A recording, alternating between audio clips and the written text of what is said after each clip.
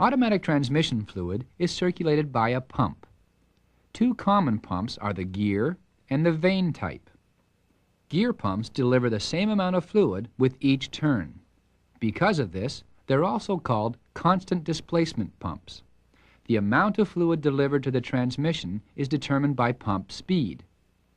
The vane pumps used by Hydromatic have variable capacities. They can be regulated to deliver different volumes of fluid at different pump speeds.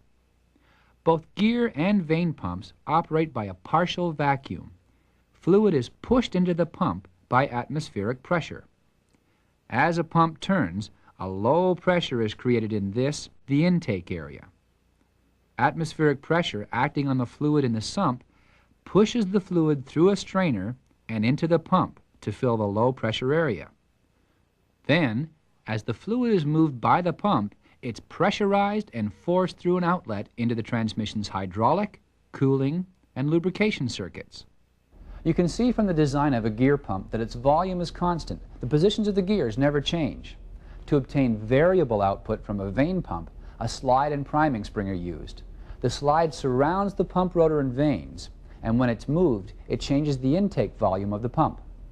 Controlling the movement of the slide is a pressure regulator valve that regulates line pressure, the hydraulic pressure produced by the pump and supplied to the transmission.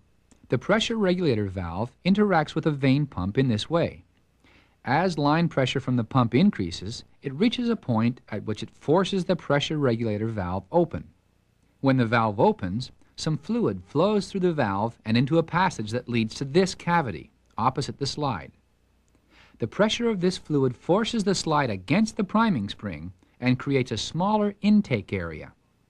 Because a smaller volume of fluid is being pumped, it encounters less resistance as it passes through the outlet and into the transmission. When pressure drops to a predetermined level, the pressure regulator valve closes.